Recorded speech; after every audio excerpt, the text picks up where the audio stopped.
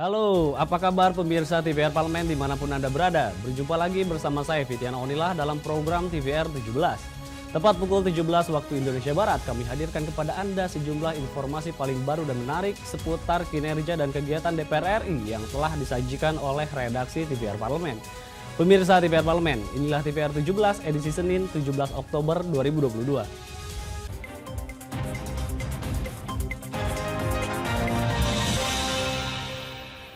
Tragedi di Stadion Kanjuruhan Malang membuat Komisi 3 DPR RI mendesak Polri dan pemerintah untuk mengusut kasus ini hingga tuntas. Komisi 3 DPR RI meminta setiap pihak yang bersalah untuk bertanggung jawab dan dihukum sesuai aturan yang ada agar kejadian serupa tidak terulang kembali. Pasca kasus kerusuhan yang terjadi di Stadion Kanjuruhan Malang, Jawa Timur hingga menyebabkan ratusan korban meninggal dunia, Komisi 3 DPR RI mendesak Polri dan pemerintah mengusut kasus ini hingga tuntas. Usai memimpin tim kunjungan spesifik khusus guna meninjau kondisi di Stadion Kanjuruhan Malang, Wakil Ketua Komisi 3 DPR RI, Adis Kadir mengungkapkan pihaknya menyoroti sejumlah temuan penting, diantaranya penembakan gas air mata ke tribun penonton hingga jumlah tiket yang terjual melebihi kapasitas stadion. Untuk itu, Adis meminta PSSI, panitia penyelenggara, dan Polri bertanggung jawab atas tragedi kelam yang telah menyita perhatian masyarakat Indonesia dan dunia internasional. Kasus ini diusut sampai tuntas dan kami juga dari DPR, dari Komisi 3 juga hadir untuk turut mengawal dan melihat apakah ada kesalahan atau tidak dalam penanganan kasus kejadian di Stadion Kanjuruhan ini.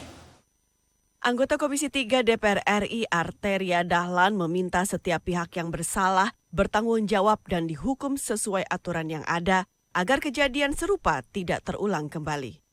Kami juga ingin semuanya diusut tuntas setuntas-tuntasnya. Yang salah diberikan pertanggungjawaban hukum secara adil dan proporsional.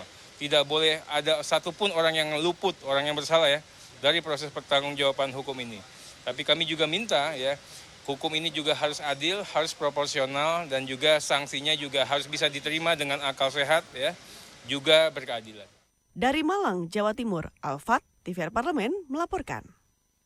Usai kunjungan lapangan ke sentra Tenun Tanjung di Kota Palembang, Sumatera Selatan, Komisi 9 DPR RI mendorong Kementerian Ketenagakerjaan RI untuk dapat mengembangkan potensi yang dimiliki oleh sentra kerajinan tersebut. Pengembangan sentra-sentra kerajinan di setiap daerah diharap akan berdampak pada penyerapan tenaga kerja lokal. Komisi 9 DPR RI mendorong Kementerian Ketenagakerjaan RI mengembangkan sentra kerajinan potensi khas lokal Sumatera Selatan dan daerah lain dalam mengoptimalkan penyerapan tenaga kerja guna menekan tingginya angka pengangguran. Ditemui usai kunjungan lapangan ke sentra Tenun Tanjung di Kota Palembang, Provinsi Sumatera Selatan baru-baru ini, Wakil Ketua Komisi 9 DPR RI Kurniasih Mufidayati mengapresiasi kegiatan sentra Tenun Tanjung atas keberhasilannya dalam mengurangi angka pengangguran dan penyerapan tenaga kerja lokal di Sumatera Selatan. Kurniasih menambahkan, angka pengangguran yang saat ini lebih dari 8 juta jiwa di Indonesia perlu mendapatkan perhatian pemerintah pusat dan daerah. Kurniasih menilai pengembangan sentra-sentra kerajinan di setiap daerah akan berdampak kepada penyerapan tenaga kerja. Bisa melihat langsung adanya optimalisasi dari tenaga kerja ibu-ibu rumah tangga dan itu sangat membantu untuk mengatasi situasi ketenaga kerjaan kita yang sampai sekarang angka penganggurannya masih di atas 8 juta ya. Kalau banyak daerah yang mengembangkan titik-titik sentra kegiatan seperti ini, itu akan bisa mampu membantu menyerap tenaga kerja setempat lokal tenaga kerja lokal, khususnya ibu-ibu rumah tangga. Saya rasa ini satu hal yang sangat positif yang harus didorong dan ditumbuh kembangkan di banyak kota kabupaten lain sesuai dengan kekhasan tradisional, produk-produk tradisional masing-masing kota kabupaten di provinsi manapun juga di seluruh Indonesia. Kurniasih mendorong Kementerian Ketenagakerjaan melakukan program upskilling dan reskilling untuk mendorong produk khas lokal daerah khususnya di Sumatera Selatan semakin berkembang sehingga produk yang dihasilkan jauh lebih banyak dan cepat. Dari Palembang, Sumatera Selatan, Hilman Hidayat, TVR Parlemen melaporkan. Beralih ke informasi berikutnya, dalam kunjungan kerja reses, Komisi 5 DPR RI meminta pemerintah pusat untuk memberikan dukungan kebijakan dan anggaran agar proyek pembangunan dan revitalisasi infrastruktur dapat terrealisasi. Hal ini tentu agar 32 proyek strategis yang tengah dikerjakan dapat selesai tepat waktu. Wakil Ketua Komisi 5 DPR RI Robert Rau mendorong percepatan pembangunan infrastruktur dan transportasi publik Provinsi Jawa Barat, khususnya di Kabupaten Ciamis dan Tasikmalaya. Hal tersebut disampaikan Robert Rau usai memimpin pertemuan tim kunjungan kerja reses Komisi 5 ke Kota Bandung, Jawa Barat untuk bertemu dengan para pemangku kepentingan dan seluruh stakeholder terkait percepatan pembangunan infrastruktur Jawa Barat. Robert meminta pemerintah pusat memberikan dukungan kebijakan dan anggaran agar proyek pembangunan dan revitalisasi infrastruktur yang diajukan sejumlah pimpinan daerah di Provinsi Jawa Barat dapat terrealisasi. Selain itu, Robert juga mengingatkan pemerintah untuk menyelesaikan 32 proyek strategis nasional yang tengah dikerjakan di Provinsi Jawa Barat agar dapat selesai tepat waktu. Pemerintah pusat hadir melalui mitra-mitra Komisi 5 untuk memberikan satu percepatan pembangunan di daerah Tasik dan Ciamis ya. Jadi khususnya dua itu. Tapi umumnya Jawa Barat juga kami sudah sampaikan bahwa ada 32 proyek nasional, ya kan? Ini yang perlu juga menjadi catatan penting oleh kami agar kami minta pemerintah pusat untuk segera bisa menyelesaikan proyek-proyek itu sesuai dengan target yang sudah disampaikan, ya kan? Sebelumnya, Komisi 5 menerima surat dari pemerintah daerah Kabupaten Ciamis perihal permintaan dukungan revitalisasi stasiun Ciamis dan rehabilitasi jembatan flyover kilometer 256 di Desa Manggung Sari yang diajukan Pemda Tasikmalaya. Dari Bandung, Jawa Barat, Fajar Ilhami, TVR Parlemen melaporkan. Parlemen negara-negara anggota G20 atau P20 terus berkomitmen untuk bersama-sama menciptakan perdamaian dunia. Informasinya saat lagi, untuk itu tetaplah di TVR 17.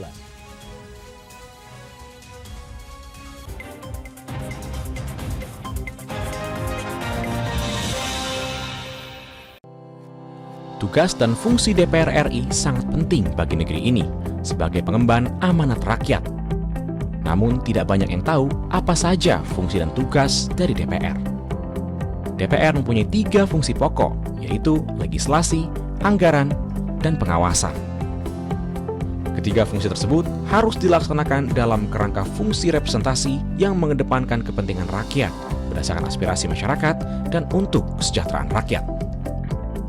Dari fungsi legislasi, DPR RI mempunyai tugas dan wewenang untuk menyusun dan menetapkan program legislasi nasional bersama dengan pemerintah, menyusun dan membahas rancangan undang-undang, menerima rancangan undang-undang dari DPD, membahas rancangan undang-undang yang diusulkan oleh Presiden ataupun DPD, menetapkan undang-undang bersama dengan Presiden, menyetujui atau tidak menyetujui peraturan pemerintah pengganti undang-undang yang diajukan Presiden untuk ditetapkan menjadi undang-undang.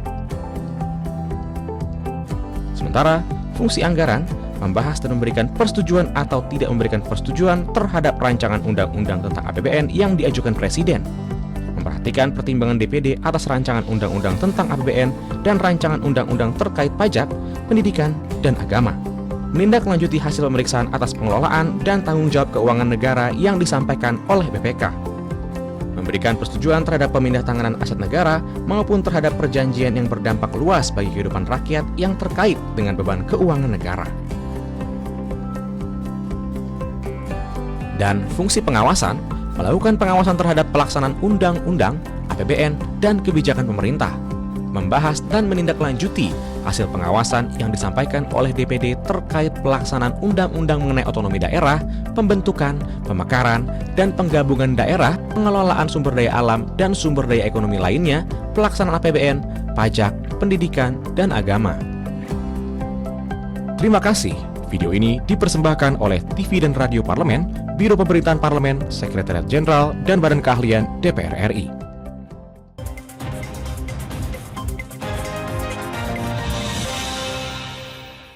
kembali di TVR 17. Dalam perhelatan P20 yang diselenggarakan 2 pekan lalu di gedung DPR, Indonesia mengajak para delegasi negara G20 untuk dapat membangun perdamaian secara bersama-sama dan menciptakan dunia yang lebih baik dan makmur di masa depan.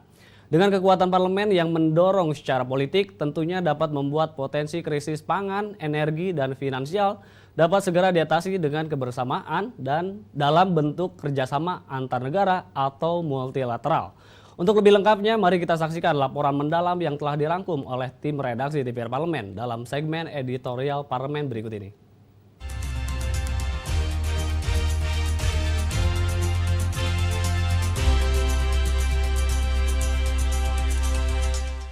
Luar biasa, kalau menurut kami belum pernah terjadi, mereka mungkin belum mau duduk bersama. Tapi Indonesia bisa mendudukkan negara besar ini, negara besar dengan 2 yang berkonflik. Ada Ukraina, ada Rusia. Nah tentu ini satu pencapaian besar, ini keberhasilan. Artinya apa? Sisi itulah sukses kita. Kita mampu menjadi negara menginspirasi dan melalui P20 justru itu. Dan ini akan menginspirasi atau dilanjutkan dengan G20 yang nanti akan di Bali, di mana negara-negara ini presidennya akan hadir. Indonesia telah sukses sebagai tuan rumah perhelatan DH G20 Parliamentary Speaker Summit atau P20 yang diadakan di Gedung DPR Jakarta pada 5 hingga 7 Oktober 2022 lalu. Wakil Ketua BKSAP DPR RI Putu Supatmarudana menilai Indonesia berhasil berupaya membuka ruang diskusi untuk membangun demokrasi, di mana dalam kesempatan tersebut untuk pertama kalinya Rusia dipertemukan dengan Ukraina dalam satu forum untuk membangun dialog agar terciptanya perdamaian di kawasan Eropa. Chair summary dalam P20 Summit pun telah menyepakati berbagai komitmen seperti multilateralisme, ekonomi inklusif, urgensi kesetaraan gender, dan penguatan parlemen. Namun, persoalan konflik geopolitik yang terjadi di Rusia dan Ukraina masih belum mencapai konsensus. Untuk itu, negara-negara G20 masih perlu kerja keras untuk berupaya mempromosikan perdamaian. Ketua BKSAP DPR RI Fadlizon berharap melalui politik bebas aktif, Indonesia bisa menjadi jembatan bagi Rusia dan Ukraina untuk mengakhiri konflik geopolitik di negara tersebut. Kita akan menganut politik bebas aktif. Kita menghargai hukum internasional tentu saja, UN, tapi kita sebenarnya ingin menjadi bridge builder. Kita ingin menjadi jembatan gitu ya. Ingin memfasilitasi tapi kelihatannya belum ketemu. Dari pihak Rusianya ingin menawarkan langsung kan kemarin. Ayo mumpung kita duduk, kenapa kita nggak bicara? Tapi kelihatannya belum bisa dari pihak Ukraina maupun Uni Eropa. Presiden IPU Duerte Pacheco menyebut pembangunan berkelanjutan tidak akan dapat terwujud jika perang tidak segera berakhir. Untuk itu, Forum P20 berkomitmen untuk melahirkan langkah dan kebijakan yang nyata untuk mencapai pemulihan berkelanjutan dan perdamaian dunia. We need to say in a clear way, war is never a solution. We may have divergences, but dialogue and diplomacy should be the tool to solve it. Never a war.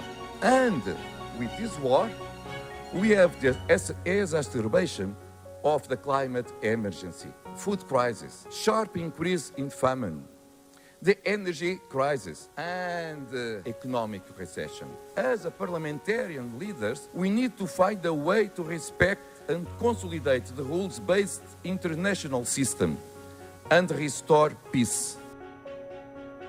Ketua DPR RI Dr. Honoris Causa Puan Maharani dan Presiden Interparliamentary Union atau IPU Duerte Pacheco sepakat bahwa pembangunan berkelanjutan hanya dapat dicapai dengan perdamaian disertai kerjasama antar negara. Dalam pidatonya, Ketua DPR RI Dr. Honoris Causa Puan Maharani menyuarakan agar perdamaian antar negara perlu terus dijaga karena penyelesaian permasalahan global memerlukan kerjasama, kolaborasi, dan gotong royong. Jelaslah bahwa saat ini segala masalah dunia kita saling berhubungan, sehingga diperlukan respon bersama yang melibatkan berbagai kalangan dan perspektif.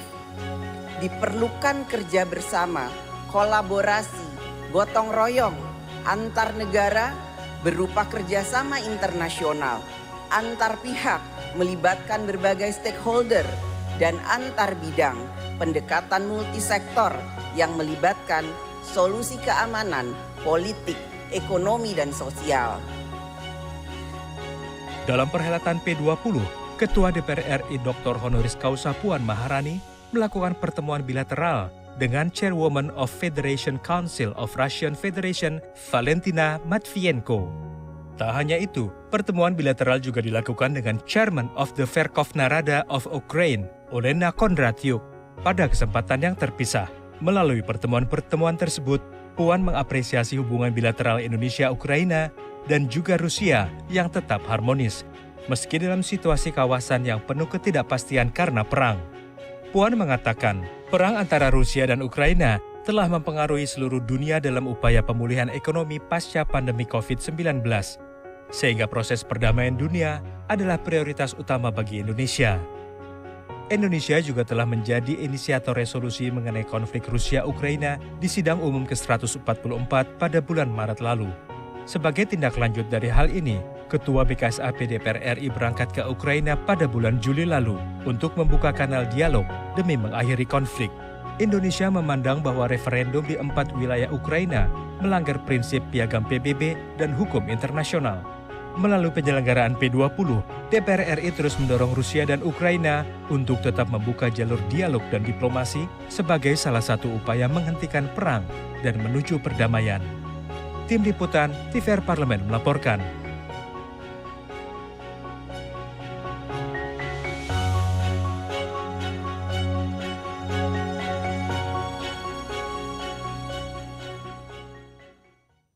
Dua tahun lebih pandemi COVID-19 menyerang banyak negara.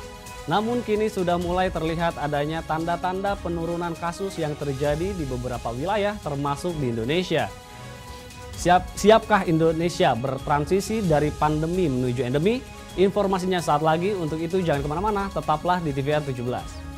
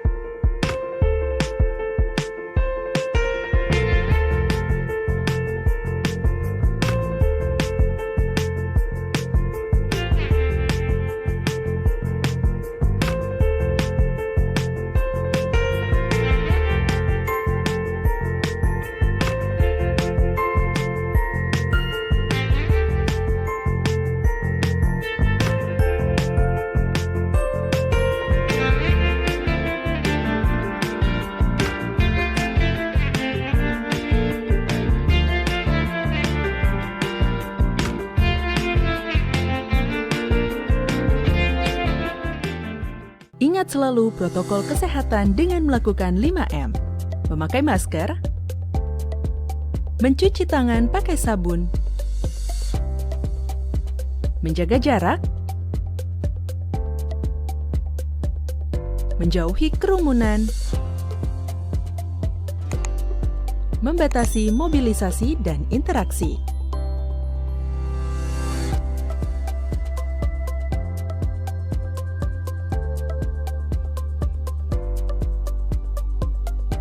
Dipersembahkan oleh Biro Pemberitaan Parlemen, Sekretariat Jenderal DPR RI.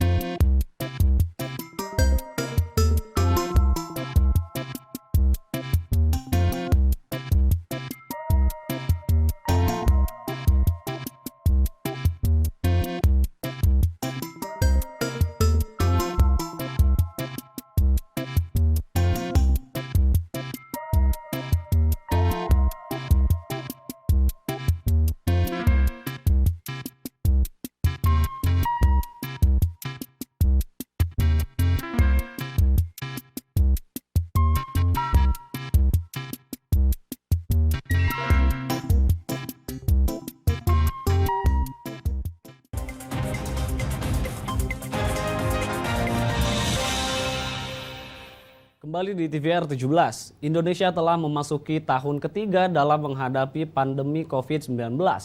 Masyarakat juga sudah semakin terbiasa menerapkan protokol kesehatan.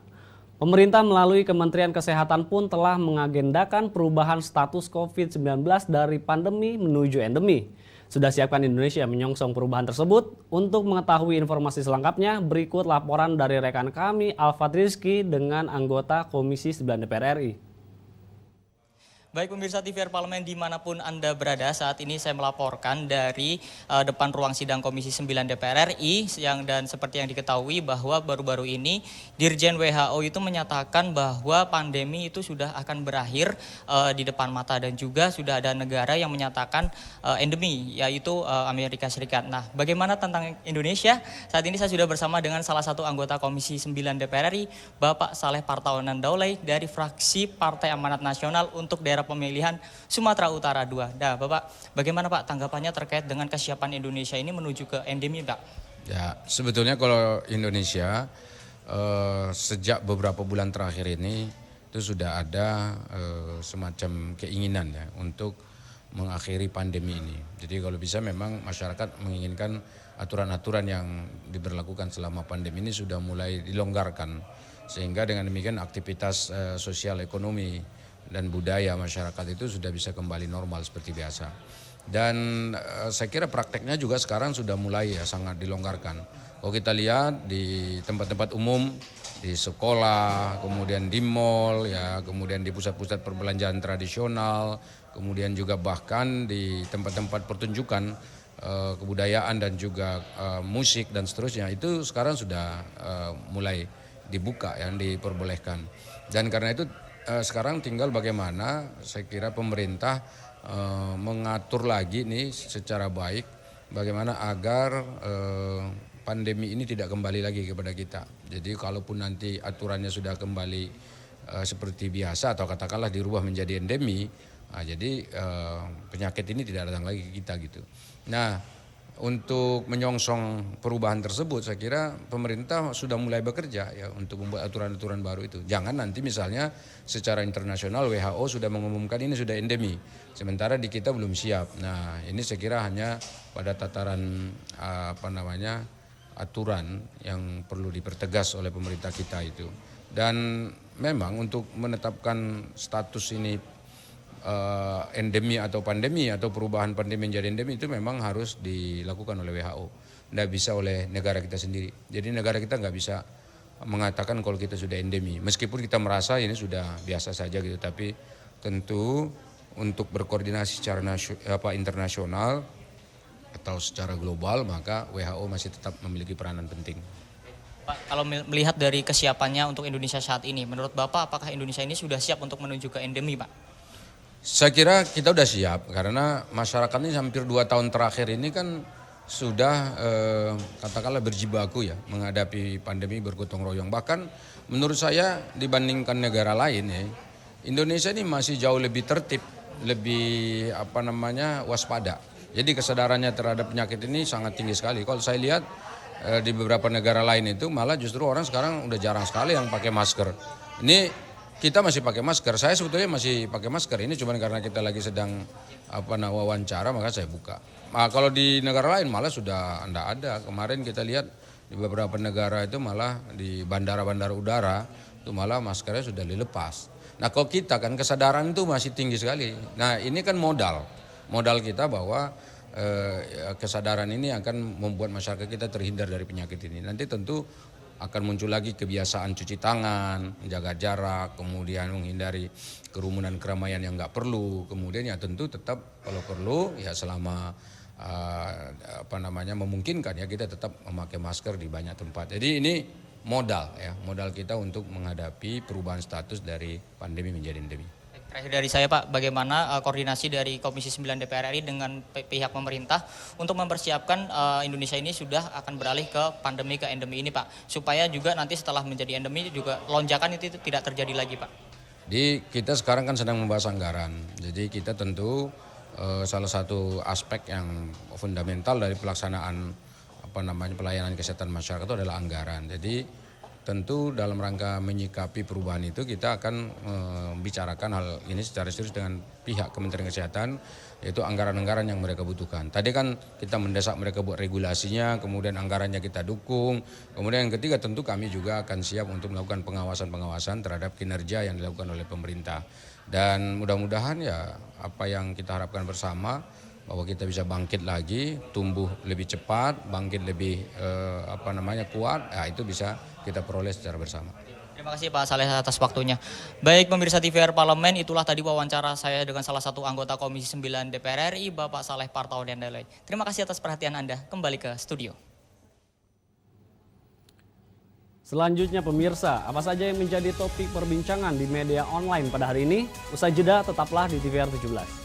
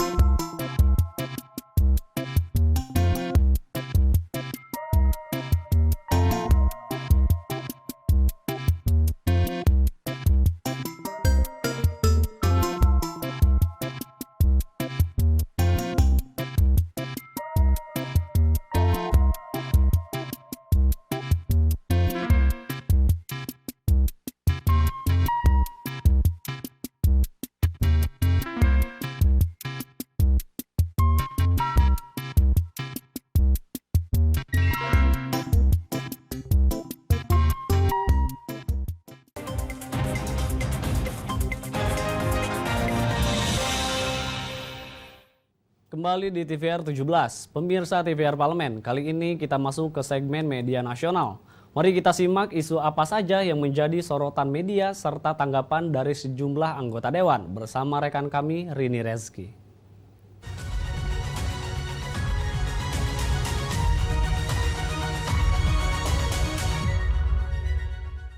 Terima kasih Fitian dan pemirsa, selamat sore. Apa kabar? Tentunya di sini kita akan membahas apa saja yang menjadi headline media online pada hari ini pemirsa.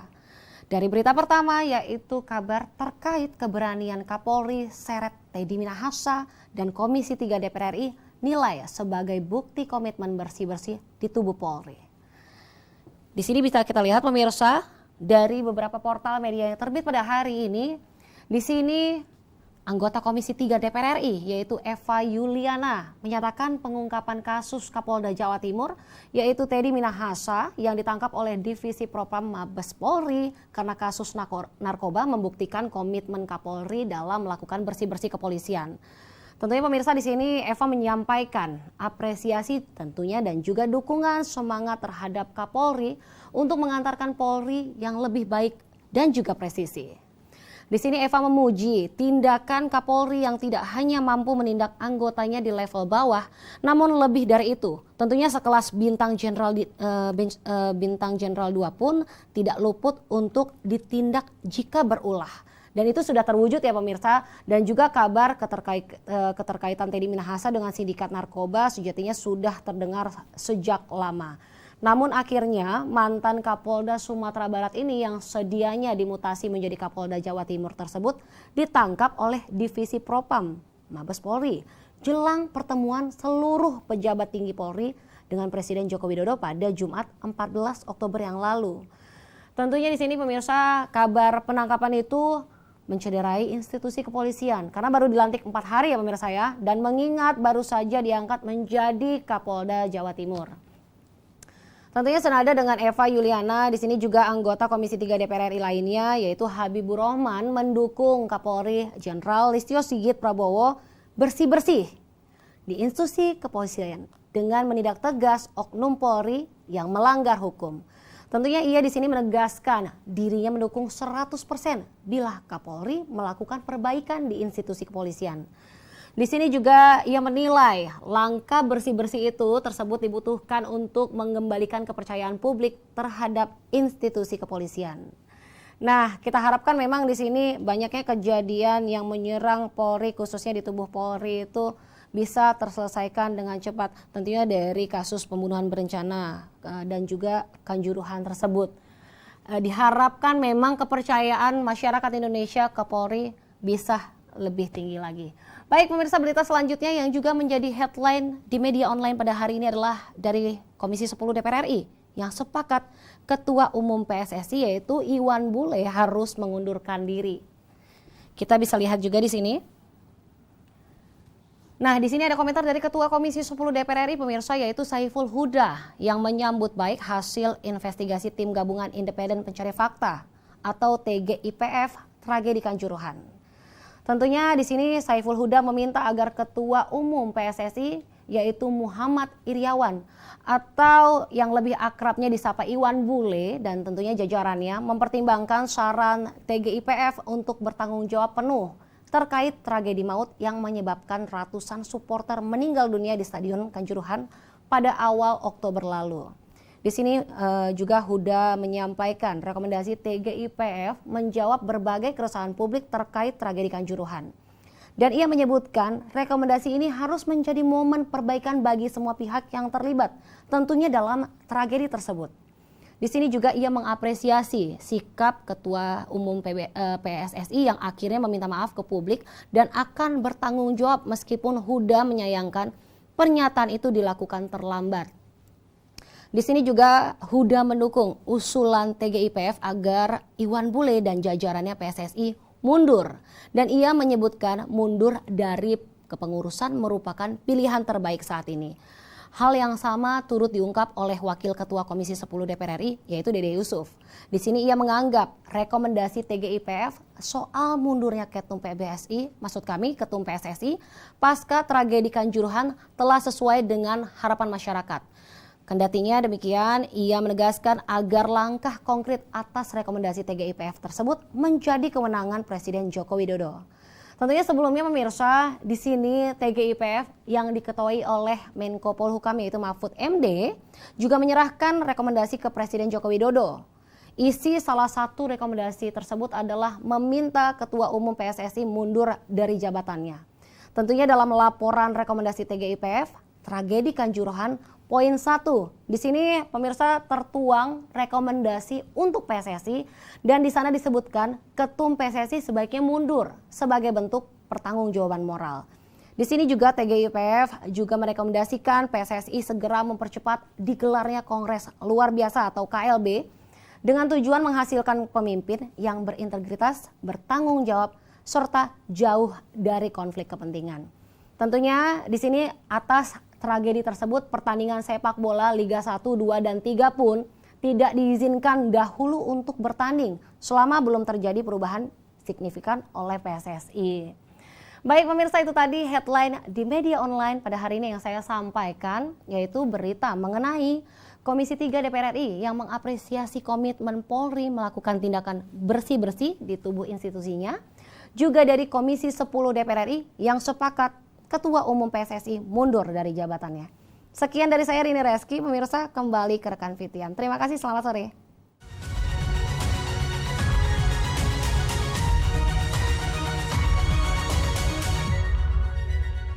Terima kasih rekan Rini yang telah menyampaikan sejumlah sorotan dari media online nasional pada hari ini. Pemirsa TVR Parlemen, segmen media online tadi sekaligus menutup program TVR 17 edisi sore hari ini. Jangan lupa kembali kami ingatkan virus COVID-19 masih ada, untuk itu terus taati protokol kesehatan dimanapun Anda berada. Saya Fitiana Onilah beserta seluruh kru TVR Parlemen yang bertugas mengucapkan terima kasih dan undur diri dari hadapan Anda. TVR Parlemen, referensi Indonesia.